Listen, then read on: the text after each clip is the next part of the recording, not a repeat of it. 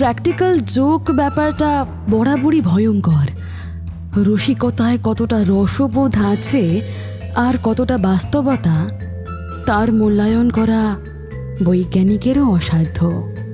তার উপর যদি সেই রসিকতা কোনো মৃত মানুষ করে, তাকে কি শুধুই প্র্যাকটিক্যাল জোক বলে উড়িয়ে দেওয়া যাবে, নাকি ঘাড় মটকে দেওয়ার ভয়টাও 16 আনাই থাকবে? আমাদের আজকের নিবেদন প্রভাত কুমার মুখোপাধ্যায়ের কলমে রসময়ীর রসিকতা।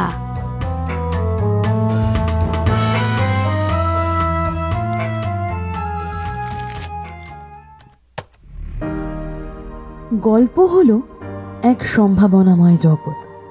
কখনো তা আতঙ্কের, আবার কখনো সম্পর্কের শীতলতার আভাস দেয়। সেই জগতের একটু একটু অংশ করে সবাইকে শোনাবে এই ইতিমুপিয়া।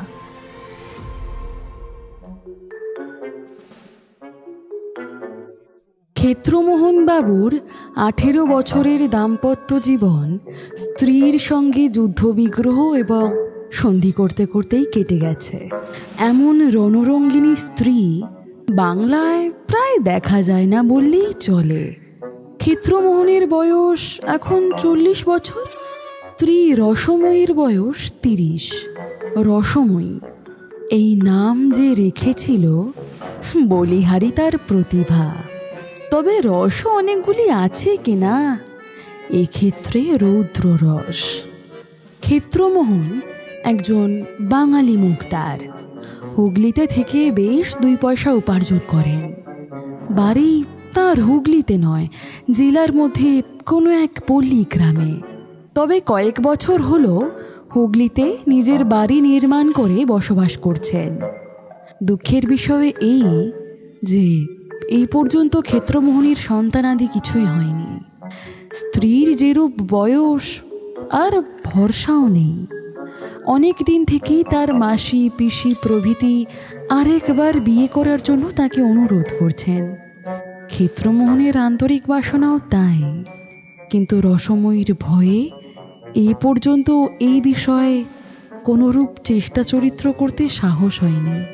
ইতিমধ্যে সামান্য একটা ঘটনা উপলক্ষে রসময়ী ভয়ানক বিপ্লবের সৃষ্টি করে ক্ষেত্রমোহনকে 2 দিন বাড়ি ছাড়া করল। অবশেষে নিজে তার বাপের বাড়ি হালিশহরে চলে গেল। তখন ক্ষেত্রমোহন সাহসে ভর করে বাড়ি ফিরে এলেন এবং প্রতিজ্ঞা করলেন রসময়ীর আর মুখদর্শন তিনি করবেন না, অন্যত্র বিবাহ করবেন। এ বাড়িতে রসময়ীকে আর ঢুকতে দেবেন না, এই শেষ। হালিশহর গ্রামটি হুগলির অপর পারে, মধ্যে গঙ্গা প্রবাহিতা। চৌধুরী পাড়ায় রসময়ীর বাপের বাড়ি।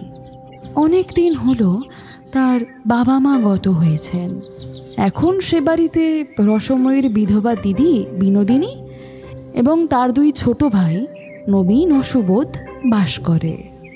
নবীন কাঁচরাপাড়ায় কারখানায় কাজ করে, সুবোধ স্কুল ছেড়ে এখন বাড়িতেই বসে আছে। এখনো কাজ কিছুই জোটেনি। মাসের পর মাস রসময়ী হালিশহরেই রয়েছে।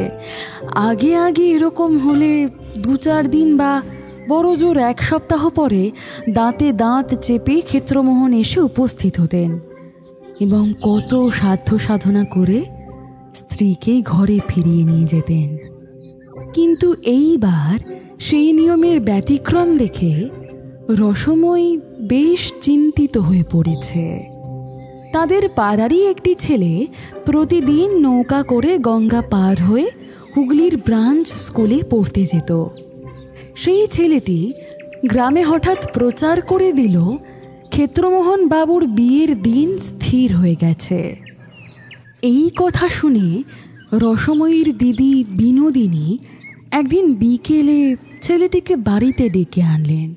তাকে সন্দেশ ও রসগোল্লা খেতে দিয়ে বললেন, বাবা, শুনলাম নাকি আমাদের ক্ষেত্র আবার বিয়ে করছে, এ কথা কি সত্যি? আরে সত্যি বই কি, আমাদের ক্লাসে সুরেশ বলে একটা ছেলে পড়ে, চুচুড়ায় তার মামার বাড়ি, তারই মামা তো বোনের সঙ্গে বিয়ে। ঠিক জানো? জানি বই কি, সুরেশই তো আমাকে বলেছে। দিন স্থির পর্যন্ত হয়ে গেছে। তার মামার নাম কি? নামটা কি? ওই তো হরিশ্চন্দ্র চাটুর্যে, জজ, আদালতে কাজ করেন। তাদের বাড়িটি তুমি চেনো বাবা? হ্যাঁ, তাও চিনি বই কি, সুরেশের সঙ্গে কতবার গিয়েছি। মেয়ে কত বড়? এই আমাদের বয়সই হবে। বলা বাহুল্য, ছেলেটির বয়স ওই 13 বছর। দেখতে কেমন? তা বেশ সুন্দর।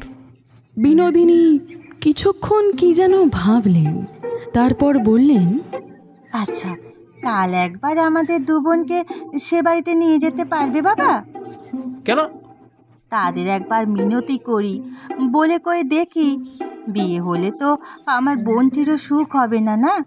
তার মেয়েও জলে পড়বে। কাল একবার আমাদের নিয়ে চলো। ও, কখন? এই খাওয়া দাওয়ার পরে। আমার স্কুল কামাই হবে। একদিনের জন্য মাস্টারের কাছে তুমি ছুটি নিও এখন। হ্যাঁ, আমি বরং তোমায় একটি টাকা দেব, ঘুড়ি নাটা এসব কিনো। পরের দিন বেলা 11টার সময় দুই বোনকে নিয়ে ছেলেটি চুঁচুড়া রওনা দিল। গঙ্গা পার হয়ে ঘোড়ার গাড়ি ভাড়া করে মাধবীতলায় হরিশবাবুর বাড়িতে গিয়ে উপস্থিত হলো। খিড়কি দরজার সামনে গাড়ি দাঁড়ালো। রসময়ী বলল, এই বাড়ি? হ্যাঁ, এই বাড়ি। আচ্ছা, তুমি গাড়ির ভিতর বসে থাকো, আমরা চট করে ওদের সঙ্গে দেখাটা করে আসি। এই বলে দুজনেই গাড়ি থেকে নেমে বাড়ির মধ্যে ঢুকে গেল। সেই বাড়ির মেয়েরা তখন কেউ স্নান করছে, কেউ খেতে বসছে, কেউ বা খাওয়া দাওয়া সেরে উঠোনে বসে চুল শুকোচ্ছে। হঠাৎ আচমকা দুজন ভদ্র ঘরের অপরিচিতা মহিলাকে প্রবেশ করতে দেখে তাদের মধ্যে একজন সবিস্ময়ে বলে উঠল, তোমরা কারা গা? আমরা হালি শহর থেকে এসেছি তোমাদের সঙ্গে দেখা করতে। মহিলাটি সন্দিগ্ধভাবে বলল, হ্যাঁ, এসো বসো। দুজনে বারান্দার ওপর উঠে বসে বলল, তা বাড়ির গিন্নি কোনটি? একজন প্রৌঢ়াকে দেখিয়ে সকলে বলল, ইনি আমাদের গিন্নিমা। গৃহিণী বললেন, তোমরা কি মনে করে এসো বাছা? তোমাদের মেয়ের নাকি বিয়ে? হ্যাঁ, ঠিকই শুনেছ, আমার ছোট মেয়েটার বিয়ে। কবে? এই তো 20 মাঘ দিন স্থির হয়েছে। পাত্রটিকে? ক্ষেত্রমোহন চক্রবর্তী, হুগলিতে মুখতারি করেন। তা সতীনের ওপর মেয়ে দিচ্ছ বাচ্চা? গৃহিণীর বিস্ময় প্রতি কথায় বেড়ে চলেছিল। তিনি জিজ্ঞেস করলেন, তোমরা চেনো নাকি?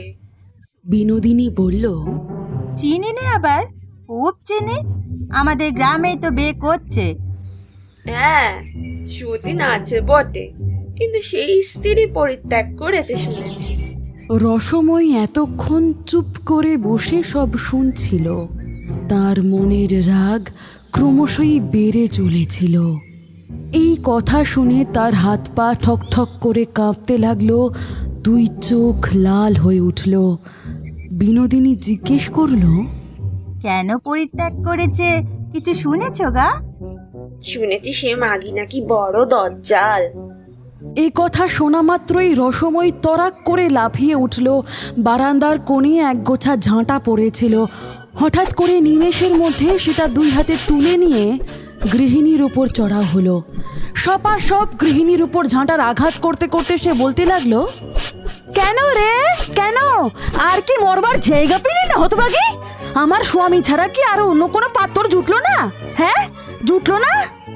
হঠাৎ আচমকা এই অভাবনীয় ঘটনায় বাড়ির লোক কিছুক্ষণের জন্য হতবুদ্ধি হয়ে গেল।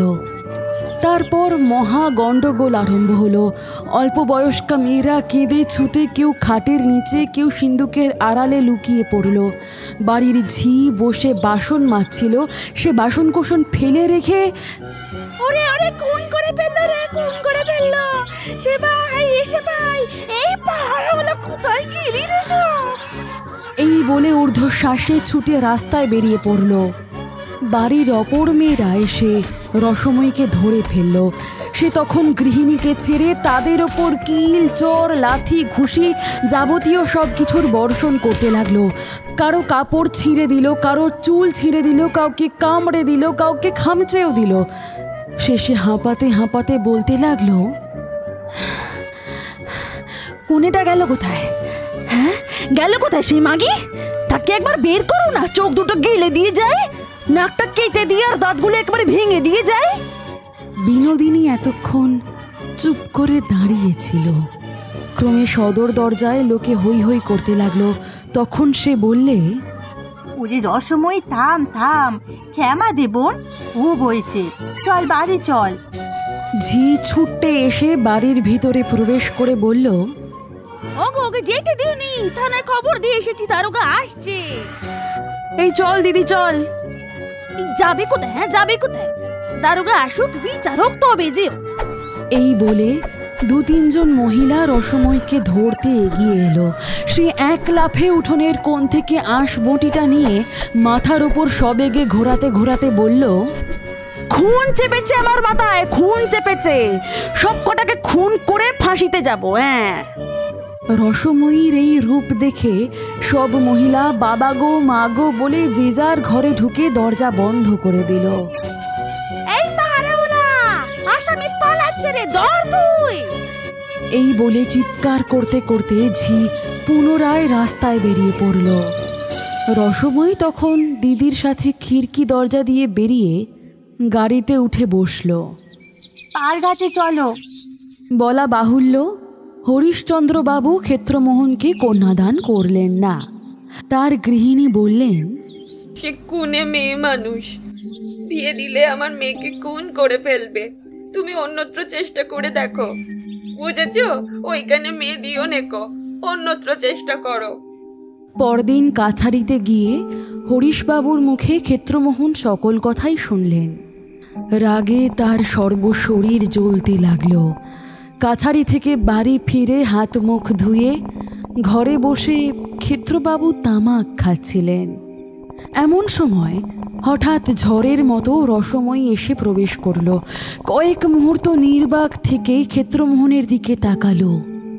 সেই প্রকার তার চাহনি, যে চাহনিতে পূর্বে মুনি ঋষিরা লক্ষ্যে ভস্ম করে ফেলতেন।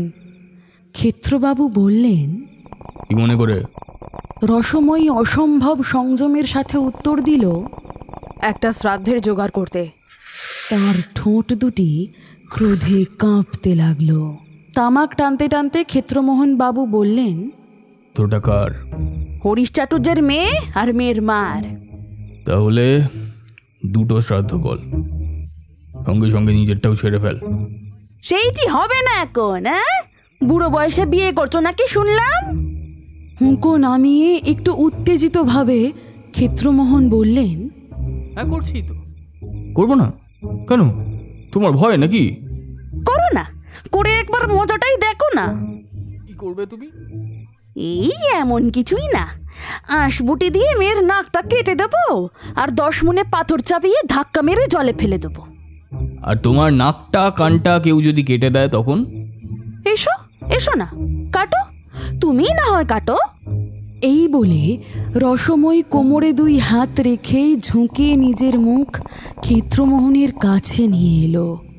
স্ত্রীর এই বিনয় দেখে ক্ষেত্রমোহন আবার হুঁকো উঠিয়ে আপন মনে টানতে লাগলেন। ঝুঁকে থাকতে থাকতে যখন ক্লান্তি বোধ হলো, তখন রসময়ী নিজের মুখ সরিয়ে আবার সোজা হয়ে দাঁড়ালো। বলল, তাহলে আঁশবটিতে শান দিয়ে রাখি গে, সম্বন্ধ পাকা হলে খবরটা দিও। চুপি চুপি যেন শুভ কর্মটা আবার সেরে ফেলো না। হ্যাঁ, তুমি না মরলে আর বিয়ে করছি না। মরবে কবে? আমি মরবো কবে জিজ্ঞেস করছো? রশি বামনি এখনই মরছে না, এখনো দেরি আছে, বিস্তর বিলম্ব। তোমার বিয়ে করবার বয়স যাবে, বুড়ো থুথুরে হবে, ভুঁয়ে নুয়ে যাবে, যখন আর কেউ তোমায় মেয়ে দিতে রাজি হবে না, আমি তখন মরবো, বুঝলে? দাম্পত্য রসালাপ এই পর্যন্ত এগোলে বাইরে একখানা গাড়ি থামবার শব্দ হলো।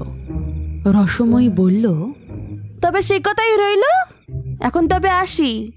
দিদি ওপাড়ায় তার জায়ের বাড়ি গেছিল, ভাবলাম তার সঙ্গে এসে তোমার সঙ্গে দুটো মনের কথা কয়ে যাই।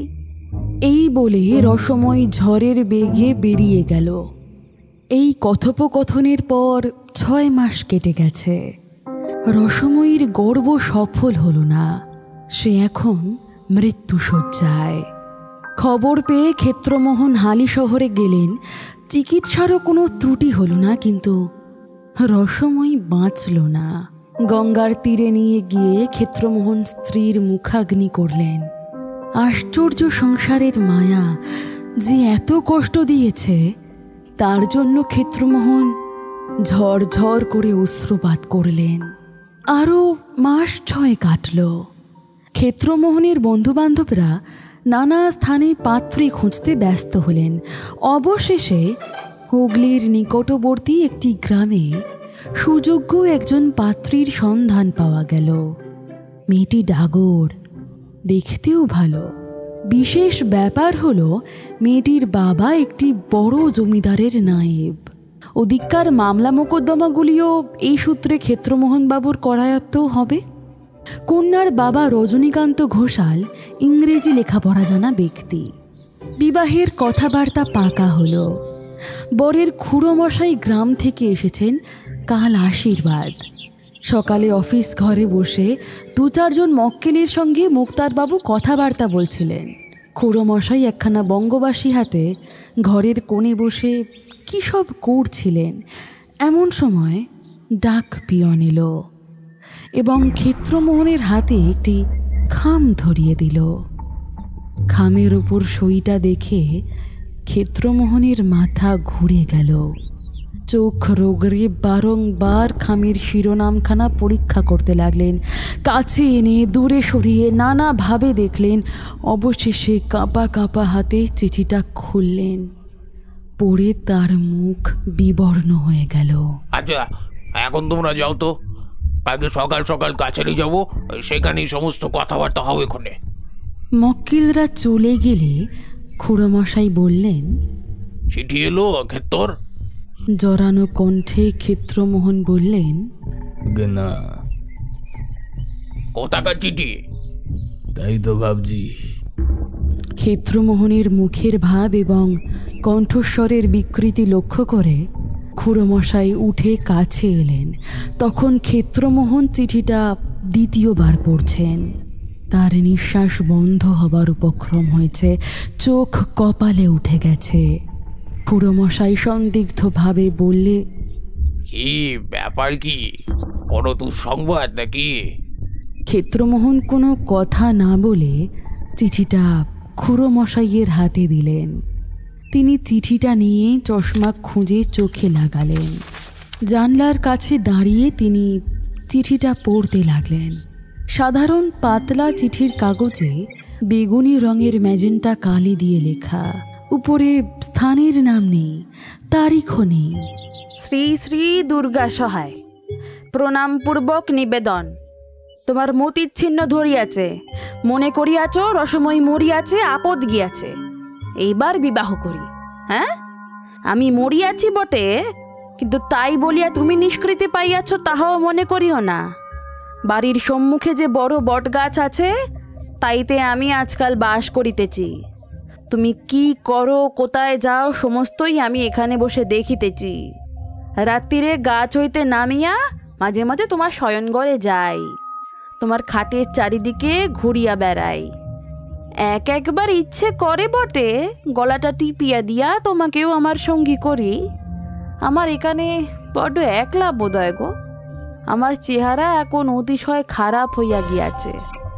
আমার গায়ের মাংস চামড়া আর কিছুই নাই, খালি হাড় আছে, তাও সাদা নয়। গঙ্গার তীরে আমাকে যে পুরাইছিলে, তাইতে হাড়গুলো কালো কালো হয়ে গিয়েছে। যাহা হোক, নিজের রূপ বর্ণনা নিজের মুখে শোভা পায় না। বিবাহ করিও না, করিলে তোমার ললাটে অশেষ দুর্গতি নেকা আছে। রসময়ী। চিঠি পড়ে খুড়োমশাইয়ের মুখ কালো হয়ে গেল। ভীত স্বরে জিজ্ঞেস করলেন, এ হাতের লেখা কার, চিনতে পারছো? খুব চিনি, তারই হাতের লেখা। অন্য কেউ চাল টাল করেনি তো? ভগবান জানেন। খুড়োমশাইয়ের কাছের চেয়ারটায় ধপ করে বসে পড়লেন।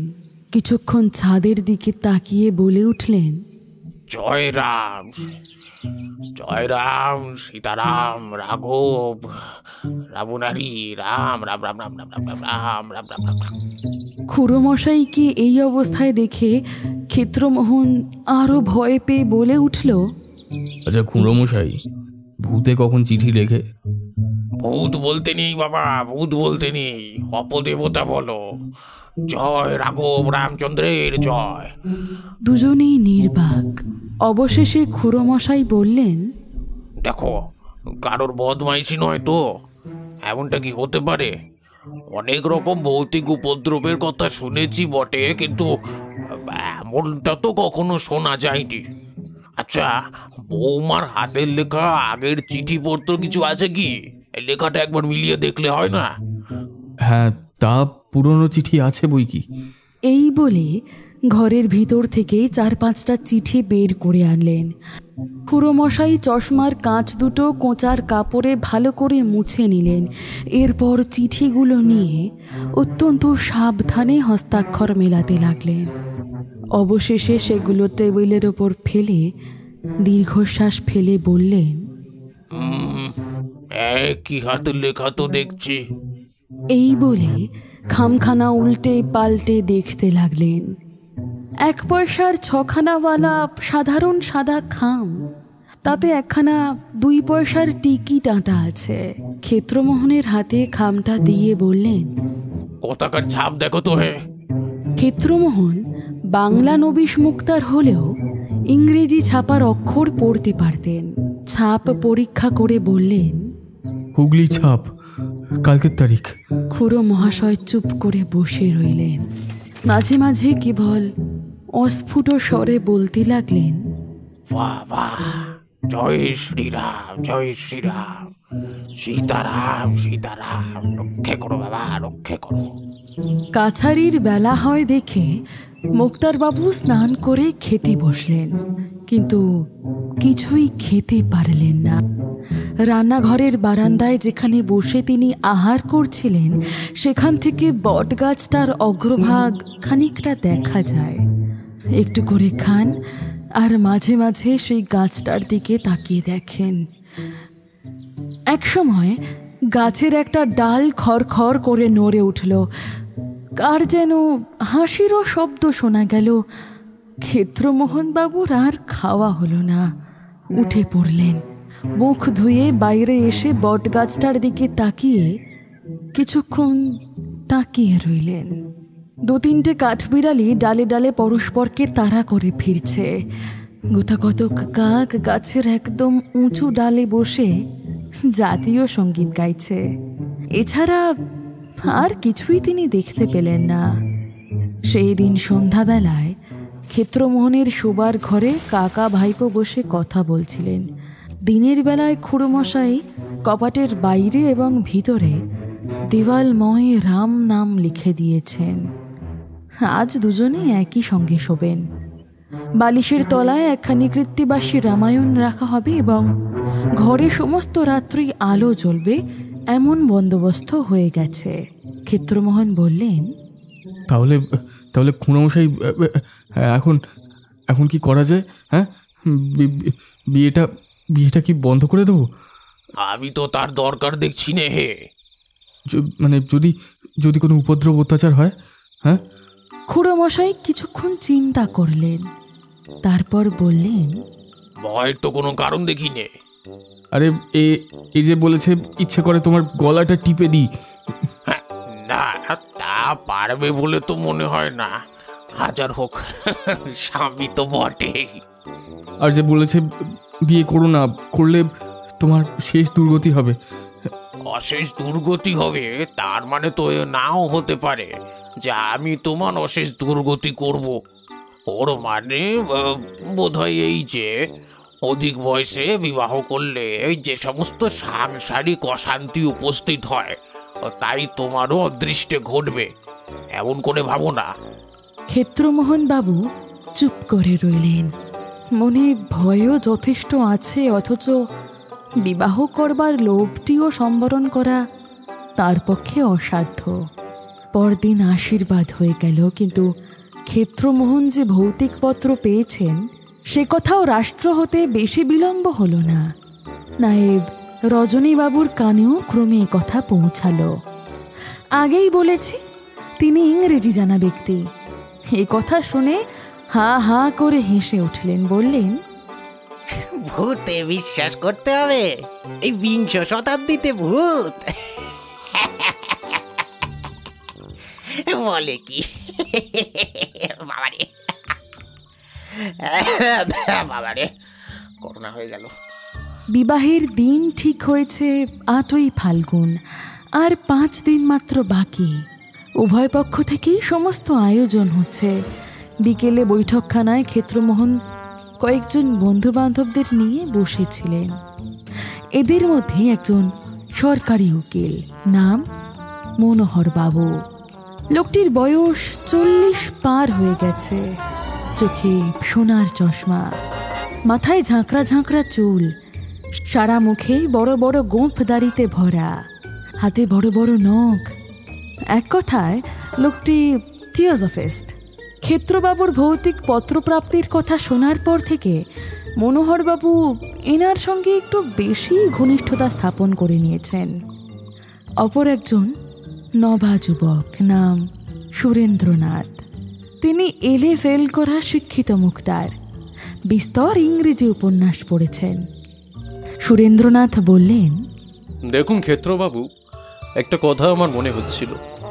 অনেক উপন্যাসে পড়েছি একটা দুর্ঘটনা ঘটে গেলে, যেমন ওই রেলে কলিশন বা নৌকাডুবি বা আর কিছু, সকলেই মনে করেছে যে অমুক লোকটা মরে গেছে। মৃত্যুর চাক্ষুষ সাক্ষীরও অভাব নেই, কিন্তু বইয়ের শেষের দিকটায় দেখা গেল যে সে বেঁচে আছে।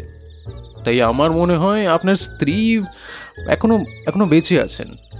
নয় এ চিঠি জাল, কিন্তু আপনার দৃঢ় বিশ্বাস যে এ চিঠি তারই হাতের লেখা, জাল নয়। সুতরাং আপনার স্ত্রী বেঁচে আছেন এইটা বিশ্বাস করা ছাড়া আর কোনো উপায় নেই। কারণ এই 20 শতাব্দীতে ভূতের অস্তিত্ব কোনো মতেই বিশ্বাস করা যায় না। থিওজফিস্ট উকিল বাবুটি এ কথা শুনে বললেন, কেন মশাই, 20 শতাব্দীতে ভূতের অস্তিত্ব কোনো মতেই বিশ্বাস করতে পারবেন না কেন? কারণ আমি কখনো দেখিনি। তা সপ্তম এডওয়ার্ডকে কখনো দেখেছেন? না, দেখিনি। তিনি আছেন বলে বিশ্বাস করেন? করি, তার কারণ আমি না দেখলেও হাজার হাজার লোকে তাকে দেখেছে। তার 10-20 খানা ছবিও দেখেছি, কিন্তু ভূত আমি নিজে দেখেছি এমন কথা আজ পর্যন্ত কাউকে বলতে শুনিনি।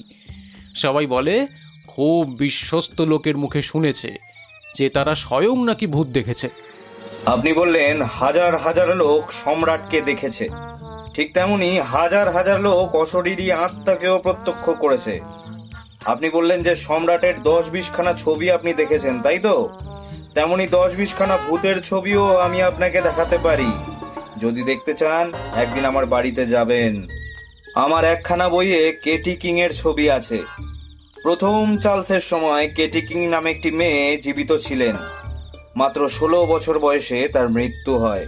কিন্তু গত শতাব্দীর মধ্যভাগে আমেরিকা ও ইউরোপের নানা স্থানে কেটি কিং স্থূল শরীর ধারণ করে দেখা দিয়েছিলেন। তার নাড়ি পরীক্ষা করা হয়েছে, তার ফটোগ্রাফ তোলা হয়েছে, তার শরীরে ছুঁচ ফুটিয়ে দেখা হয়েছে যে ঠিক মানুষের মতো রক্তপাত হয় কিনা। ফটোগ্রাফ থেকে তৈরি একটি ছবি আমার বইতে আছে, আসবেন, দেখাবো। আপনারাও যেরকম ভালো মানুষ এই সমস্ত বিশ্বাস করেন। হ্যাঁ, ভূতবাদীদের কত জোচ্চুরি ধরা পড়েছে তার সংখ্যা নেই। এই যে কেটি কিং, এর দেহে ছুরি ফুটিয়ে রক্তপাত হয়েছে, এইটে আপনি বিশ্বাসযোগ্যতার প্রমাণ বলে উল্লেখ করলেন। হ্যাঁ, আমার তো ঠিক উল্টোটা মনে হয়। ছুরি ফুটিয়ে রক্ত না পড়তো, অথচ শরীরই মানুষ একটা দাঁড়িয়ে রয়েছে দেখছি, তাহলে বরং বিশ্বাস হতো যে হ্যাঁ এই মানুষ নয়। এক্ষেত্রে দেখুন, ভূত তিনি বাড়ির সামনেই বট গাছে থাকেন, চিঠি যখন লিখতে পারেন তখন অনায়াসেই মূর্তি গ্রহণ করে নিজের বক্তব্য বলতেও পারতেন, কিন্তু তা না করে খাম, কাগজ, কালি, কলম সংগ্রহ করবার কষ্ট স্বীকারটা করলেন। এইটুকু থেকে এইটুকু চিঠিখানা টেবিলের ওপর রেখে গেলেই তো হতো, তা না করে 1 মাইল দূরে পোস্ট অফিসে গেলেন তাকে পোস্ট করতে, আবার 2 পয়সা খরচ করে টিকিট কিনতে হলো তাকে। আরে মশাই, ভৌতিক জগতে পয়সা যদি বাস্তবিকই এতটা সস্তা হতো তাহলে না হয় সেইখানে গিয়েই প্র্যাকটিসটা শুরু করি। মশাই, এই জিনিসটা হাসি তামাশার নয়, কিন্তু এসব গভীর বিষয়। অনেক আলোচনা, অনেক চর্চা না করে এই বিষয়ে মতামত প্রকাশ করা উচিত নয়। ভৌতিক জগৎ থেকে ডাকে চিঠি আসা এই প্রথম নয়। হিমালয় থেকে মহাত্মারাও মাঝে মাঝে ডাকে চিঠিপত্র পাঠিয়ে থাকেন। এই ধরুন না, কুটুম বিলাল নামক এক মহাত্মা এরকম অনেক চিঠি আমাদের মাদাম ব্র্যাডটস্কিকে লিখেছিলেন। তারাও মনে করলে সাক্ষাৎ আবির্ভাব হয়ে বক্তব্য বলে যেতে পারতেন, কিংবা চিঠি উড়িয়ে টেবিলের ওপর ফেলে দিয়ে যেতে পারতেন, কিন্তু তারা ডাকেই তাদের চিঠিপত্র পাঠাতেন। কুটুম বিলালের চিঠির কথা বলছেন? সেই চিঠি তো কোন কালে জাল বলে সাব্যস্ত হয়ে গেছে। ডক্টর হডসন বলে একজন বৈজ্ঞানিক নিজে ভারতবর্ষে এসে এই বিষয়ে অনুসন্ধান করে প্রমাণ করে দিয়েছেন যে মাদাম ভ্লাভস্কি আর দামোদর বলে এক ব্যক্তি সব চিঠি জাল করিয়েছিলেন। সেই খবরটা তো রাখেন না। ও সব হিংসুটে লেখকের বই পড়বেন না, আমার কাছে আসবেন, ভালো ভালো বই আপনাকে পড়তে দেব। তা পড়লে আপনার সমস্ত অবিশ্বাস একবারে দূর হয়ে যাবে। মাদাম টস্কি কত বড় মাপের লোক তা তার আইসিস অ্যাভেন্ট বইটি পড়লেই বুঝতে পারা যায়। সেই বইটি পড়িনি বটে, তবে ISIS very much invented the store of the great Mahatma hoax এই বইটি পড়েছি, লাইব্রেরিতে আছে। দেখতে চান তো এনে দিতে পারি। ওই আপনারা ওই একই কথা শিখে রেখেছেন। গাল দেওয়া যায় না এমন একটা ভালো জিনিসই নেই। যত সব কুচক্রি বদমাইশ লোক মিছিমিছি মাদামের অপরাধ রটনা করেছে। এমন সময় বাইরে কিসের যেন শব্দ হলো। বাবু, চিঠি আছে, চিঠি। পর মুহূর্তে ডাক পিয়ন ঘরে ঢুকে ক্ষেত্রবাবুর হাতে একটা চিঠি দিল। পত্রখানি হাতে নিয়েই ক্ষেত্রমোহন বাবুর চক্ষু স্থির হয়ে গেল। মশাই, আবার সেই চিঠি পড়ে সেটা সকলের সামনে ফেলে দিলেন। থিওজফিস্ট বাবুটি অতি আগ্রহের সঙ্গে সেই চিঠিটা পড়ছেন। শেষে নবীন মুক্তার বাবু হাতে সেখানে নিলেন। পত্রটা ছিল খানিক এরকম: প্রণামপূর্বক নিবেদনচ বিশেষ, শ্রী শ্রী দুর্গা সহায়। এত সাহস তোমার! আশীর্বাদ পর্যন্ত হয়ে গিয়েছে। তুমি মনে করিয়াছ আমি তোমায় যে পত্র লিখিয়াছিলাম তাহা ফাঁকা আওয়াজ? রশি বামনি তেমন মেয়ে নয়। আমি মানা করা সত্ত্বেও বিবাহ করিবে? এখনো সময় আছে, সাবধান হও। এ দুর্মতি পরিত্যাগ করো, নইলে একদিন গভীর রাত্রিরে তুমি যখন ঘুমাইয়া থাকিবে, বটগাছ হইতে নামিয়া তোমার বুকে একখানা 10 মুনে পাথর চাপাইয়া দিব। ঘুম আর ভাঙিবে না, মনে তাকে যেন। রসময়ী। একে একে সকলেই পত্রখানি পড়লেন। পড়ে স্তম্ভিত হয়ে বসে রইলেন। শিক্ষিত মুক্তারবাবুর মুখও শুকিয়ে গেল। তথাপি তিনি মন থেকে সংশয় দূর করে বললেন, আচ্ছা ক্ষেত্রবাবু, আরেকবার বেশ করে লেখাটি পরীক্ষা করে দেখুন দেখি। আপনার স্ত্রীর হাতের লেখাই তো, না কোনো জায়গায় কোনো সন্দেহজনক কিছু আছে? কোনো সন্দেহ নেই, শুধু হাতের লেখা মিল হলেও বা সন্দেহ করতাম। তার তার যেখানে সেখানে যে যে বানান ভুল চিরকাল হতো, এ চিঠিতেও তাই। সে চিরকালই শ্রী শ্রী এক জায়গায় আর দুর্গা একটু তফাতে লিখত। এই দুখানা চিঠিতেও তাই আছে। তাছাড়া ওই চিঠিতে এমন সব কথাবার্তা রয়েছে যা সে জীবিতকালেও মুখে সর্বদা ব্যবহার করত। সকলে চুপ করে বসে রইলেন। কিছুক্ষণ পরে সুরেন্দ্রবাবু গলা ঝেড়ে জিজ্ঞেস করলেন, তার মৃত্যুর সময় আপনি উপস্থিত ছিলেন? হ্যাঁ, ছিলাম বই কি। সঙ্গে সঙ্গে ঘাটে গিয়েছিলেন? হ্যাঁ, গিয়েছিলাম। চিতার ওপর তার দেহ রাখবার পরে মুখ কি আপনি আর দেখেছিলেন? দেখিনি আবার। আমি নিজে তো মুখাগ্নি করেছি। ওহে, তুমি যা ভাবছো তা নয়, কোনো ভুল হয়নি। There are more things in heaven and earth, Horatio, than I dreamed of your philosophy. Hey Horatio, স্বর্গীয় মর্তে এমন অনেক জিনিস আছে যাহার বিষয়ে তোমার দর্শন বিজ্ঞান স্বপ্নেও অবগত নহে। শুধু অন্ধবিশ্বাসের কথা নয়, গত 50 বছরের মধ্যে ইউরোপে ও আমেরিকায় ভূতের অস্তিত্বের অনেক প্রমাণ হয়ে গেছে। একসময় বৈজ্ঞানিক শ্রেষ্ঠ টিন্ডাল পর্যন্ত ভূতকে হেসে উড়িয়ে দিয়েছিলেন, কিন্তু এখন আর শিক্ষিত সমাজে সে ভাব নেই।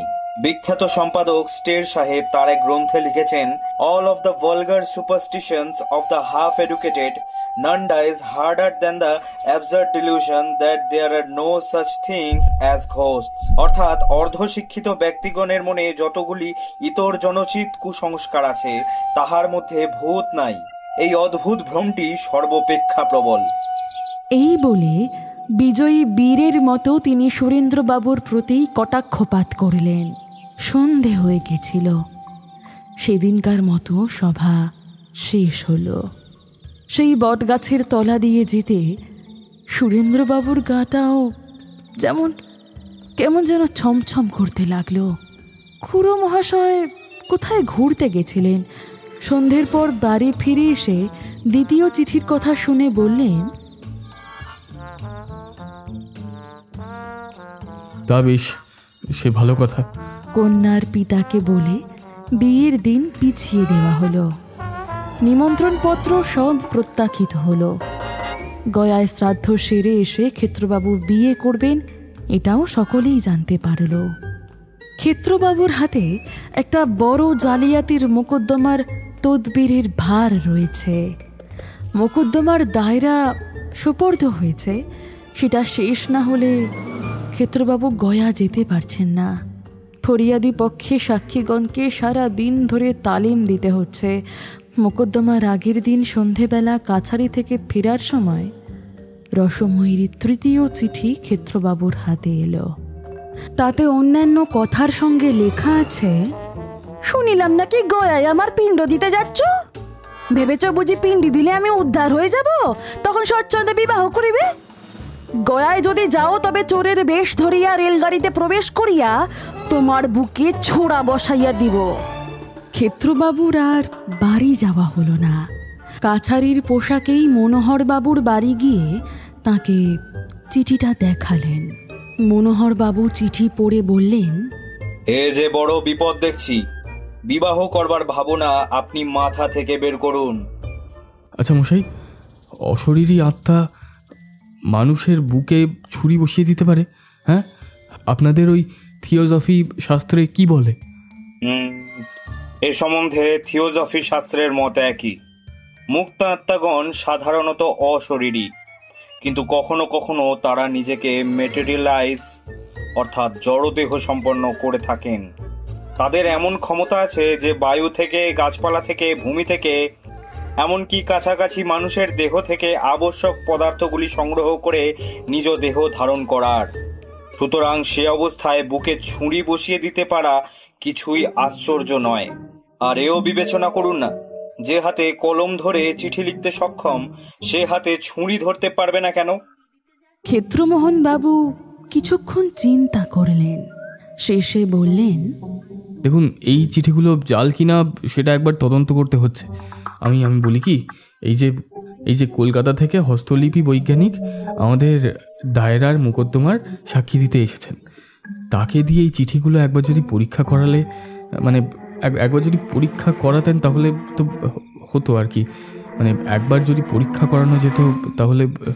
থিওজফিস্ট বাবুটি ক্ষেত্রমোহনের এই সন্দেহবাদে মনে মনে একটু বিরক্ত হলেন। প্রকাশ্যে বললেন, তা যদি আপনার মনে প্রবল ইচ্ছা জাগে তাহলে পরীক্ষা করাতেই পারেন। পরদিন দায়রায় জালের মোকদ্দমাটির বিচার আরম্ভ হলো। হস্তলিপি বৈজ্ঞানিক সফট মোর সাহেব সাক্ষ্য দিলেন। দিন শেষে কাছারির পর ক্ষেত্রমোহন ডাক বাংলোয় গিয়ে সফটমোর সাহেবকে ভৌতিক চিঠি 3খানি দিলেন।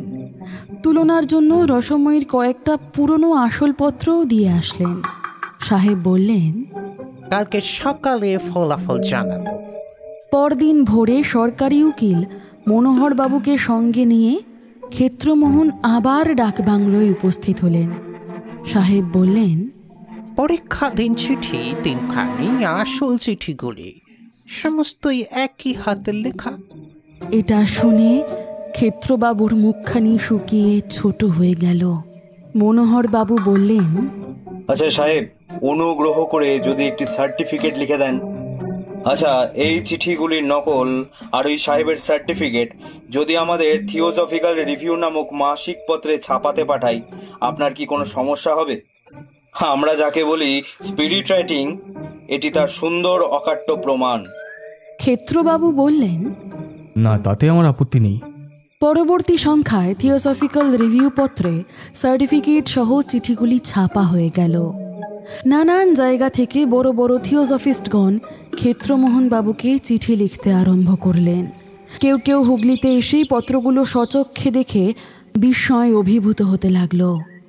থিওসফিস্ট মহলে ক্ষেত্রবাবুর পসারের আর সীমা নেই, কিন্তু এতে তিনি কিছুমাত্র সান্ত্বনা পেলেন না।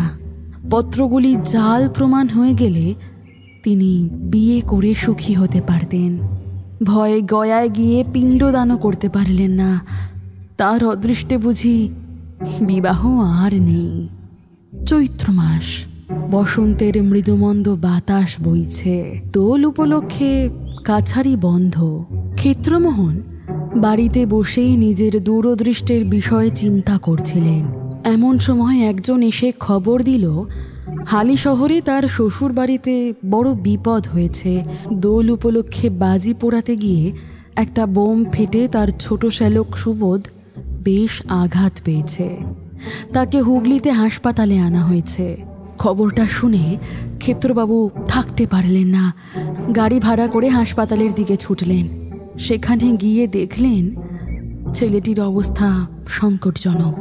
বিছানার নিচে মেঝের ওপরে বসে বিধবা বিনোদিনী কাঁদছেন। ক্ষেত্রমোহনকে দেখে তিনি আরও জোরে জোরে কাঁদতে লাগলেন। সমস্ত দিন ওষুধ আর সেবা শুশ্রূষা চলল। সন্ধ্যের দিকে ডাক্তারেরা জানালেন আর কোনো ভয় নেই। ক্ষেত্রমোহন শালিকাকে বললেন, কুর্জি, সন্ধ্যা হলো, এবার বাড়ি চলো। আমি সুবোধকে ছেড়ে বাড়ি যেতে পারবো না।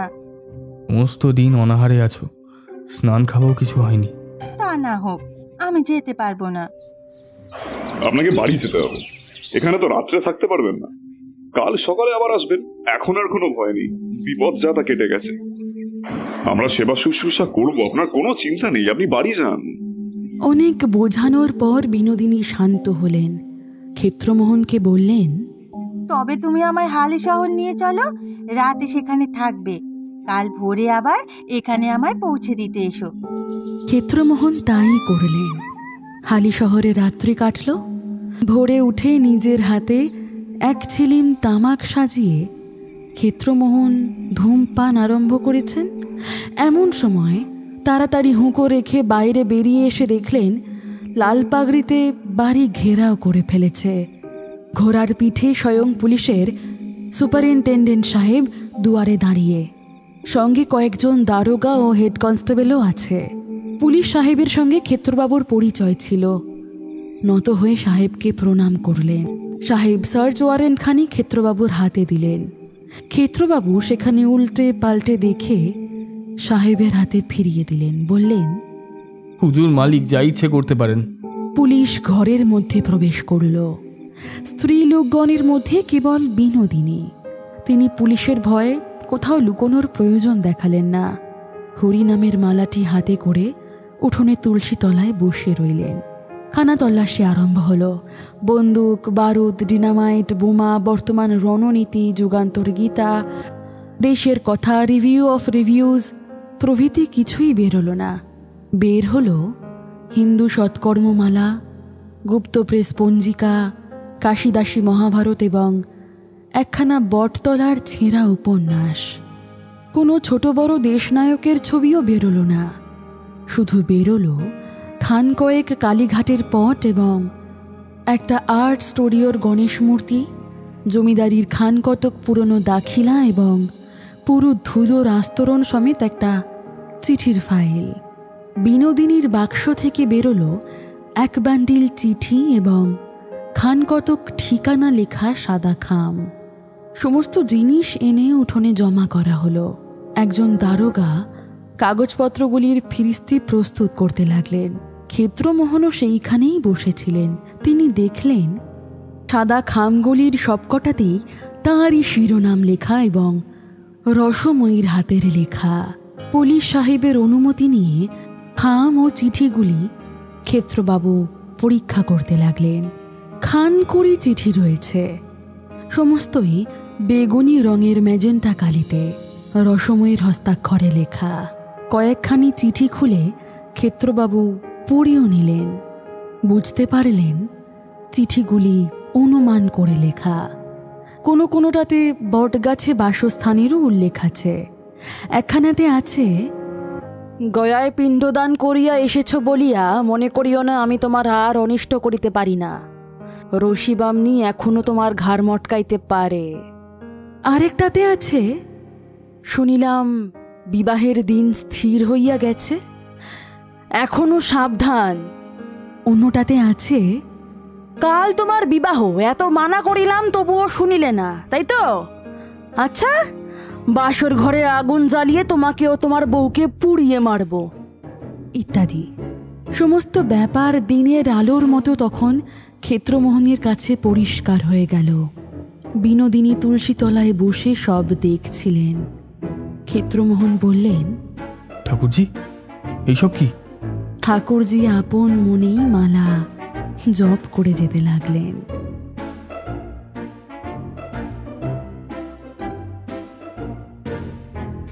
নামেই যিনি রসময়ী, তার রৌদ্র রস যে লৌকিক অলৌকিকতার ঘেরাটোপ ঘেঁটে দেবে, তার রসবোধ যে ভয়ঙ্কর রকম হবে, তা আর আশ্চর্যের কি? এনিওয়েজ, কেমন লাগলো আমাদের আজকের গল্প জানান কমেন্ট বক্সে। হ্যাঁ, বেশ অনেকগুলো দিন গ্যাপ পড়ে গেছে, তার জন্য সরি। আজকের মতো শুভরাত্রি। ইতি মৌপিয়া।